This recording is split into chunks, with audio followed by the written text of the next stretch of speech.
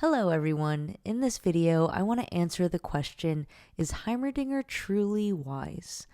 I think it's fair to assume that if you asked anyone in Piltover they would say yes without any hesitation. But we as viewers have the luxury of hesitating, so I want to go into an in-depth character analysis of what Heimerdinger thinks wisdom is and how it's not actually true wisdom.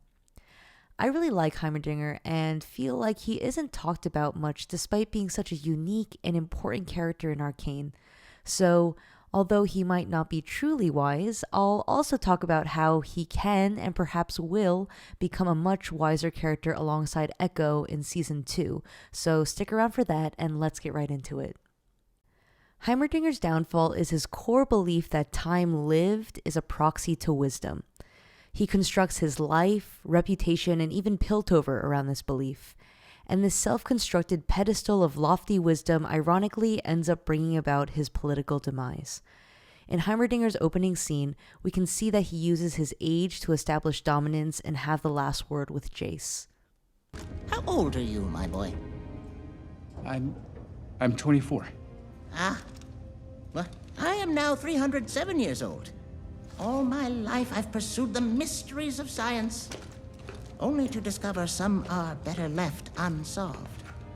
This, I'm afraid, is one of them.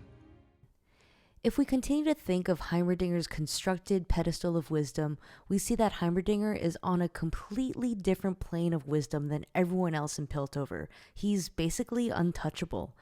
From where he is, time becomes more and more insignificant, which is why he can say things like how a decade Zips past you in the blink of an eye. His untouchable position on this pedestal of constructed wisdom makes it so that he has no ability for empathy. And there lies the rub, because empathy is one of the key factors of true wisdom. How is empathy such a crucial part of wisdom? Because Heimerdinger's main roles are ones that are defined by sharing wisdom. As a professor, he's a mentor, and as the head of the council, he's a leader.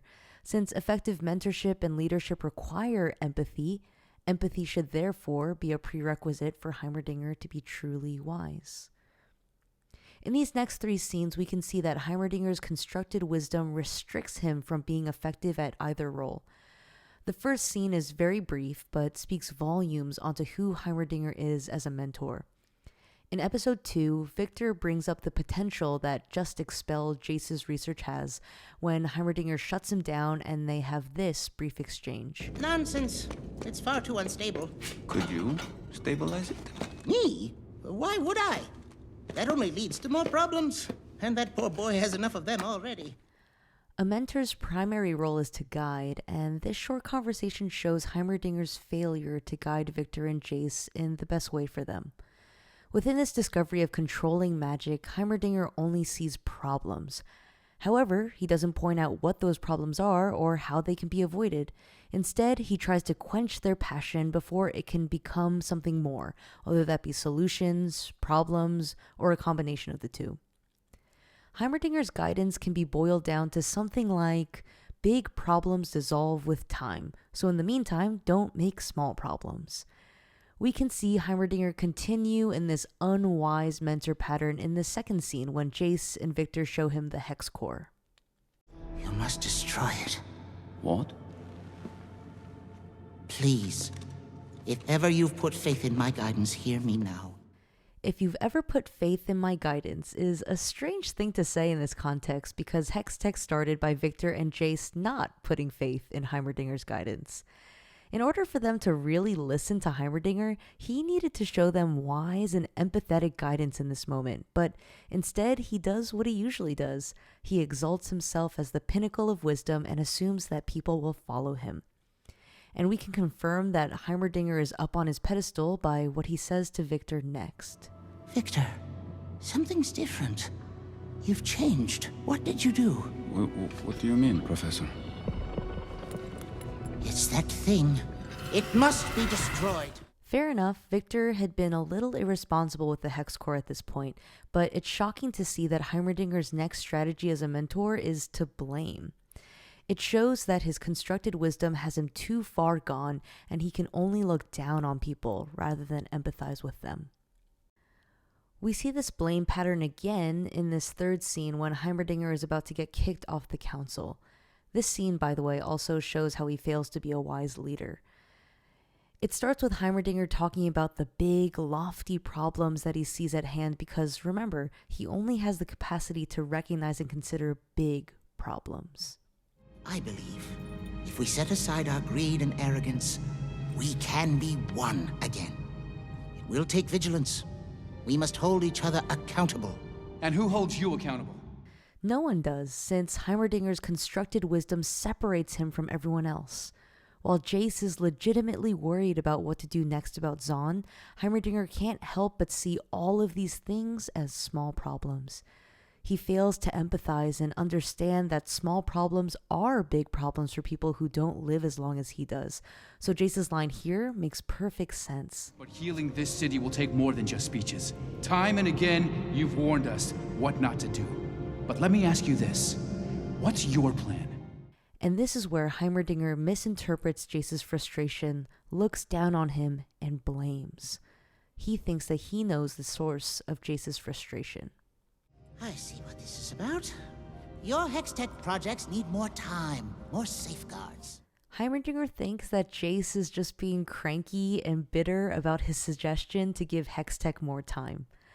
I believe that this is the line that gets him kicked off the council because it exposes his biggest flaw, that is, his lack of empathy. In failing to empathize with others, Heimerdinger fails to display true wisdom to the people of Piltover. I'm not sure if what I'm saying makes it seem like I really don't like Heimerdinger, but I hope that it doesn't. I really do love his character, and in general, I gravitate towards characters who show stability in what they stand for, even if they don't stand for the best things. What I enjoy even more than stability, however, is curiosity, wonder, and the willingness to change given appropriately wonderful circumstances. And Heimerdinger most certainly has all of those qualities. After Heimerdinger is kicked off the council, he goes to the Undercity to see if there's anything he can do to help. In these scenes, it becomes so clear that what seemed like small problems to him are much larger when seen face to face, and it's nothing that one of his lofty speeches can fix. Also, I don't know if something is going on artistically that I'm not aware of, but these scenes also reminded me of just how physically small Heimerdinger is. This perspective change allows us to see Heimerdinger's true humanity. He has no more pedestal, and he's facing the reality that he's not only on the same level as everyone, but even smaller. On his way back to the bridge to Piltover, Heimerdinger meets Ekko, who I believe is the perfect foil to Heimerdinger. A foil is a character who directly contrasts another, which reveals things about each character. Typically, this takes the form of a good guy and a bad guy, but let's face it, in Arcane there are no good and bad guys. Ekko is Heimerdinger's perfect foil because he knows that he's small, but has made enormous differences in his life and society because of his empathy.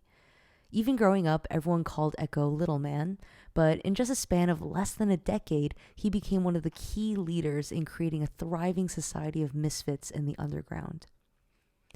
Heimerdinger met Ekko in perfect timing. They're both at rock bottom, with Heimerdinger giving up on being able to help the Undercity, and Ekko still recovering from his fight with Jinx.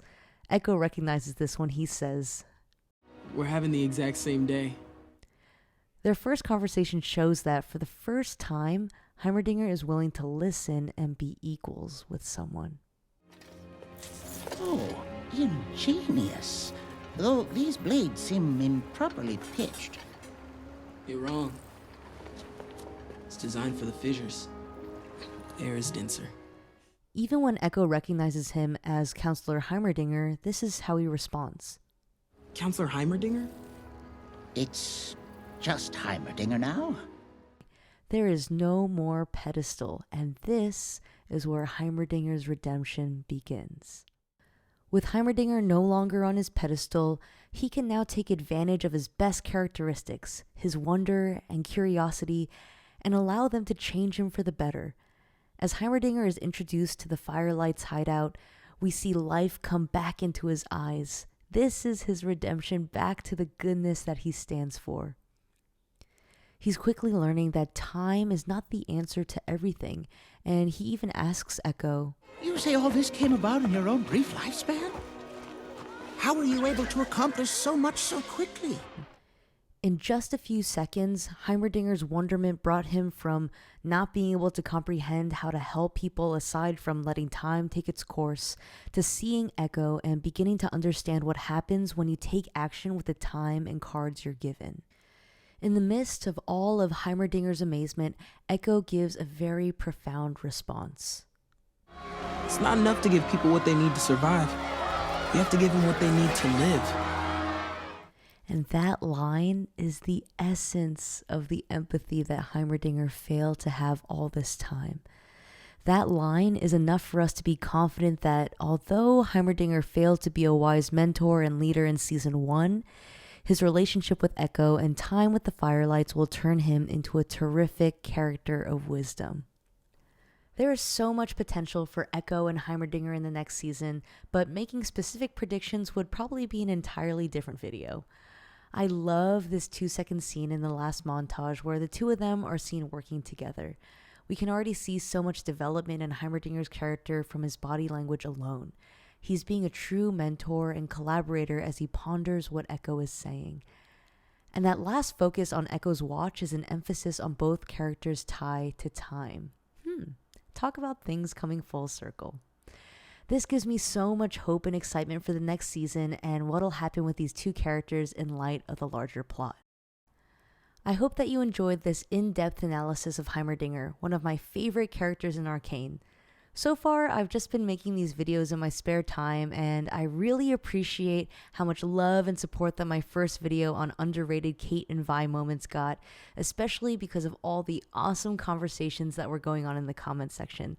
So again, more than a like or a subscribe, I'd really just love your comments and thoughts. Thanks for watching, and I hope you have a wonderful, wonderful day.